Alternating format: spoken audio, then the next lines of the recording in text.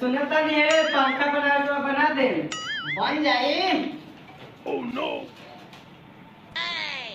500 रुपया लागी। कुछ कम न कर दे। उहे 2-4 पैसा कम हो जाई। चलो ठीक बा, हम बड़ा दही तो ले देंगे। ठीक बा।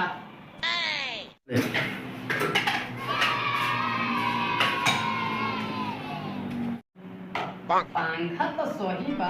100 रुपये की चीज लागी। चलो 400 रुपया जेब में आई। आज मुनाफा ही मुनाफा हो। बड़ा की भाई का बा? ठीक बा, अपन कहा। ठीक बा। पंखा बनलाई कि ना हम? ये लेके आ रहे पंखा। हम परिवार ले आ रहे। हाँ।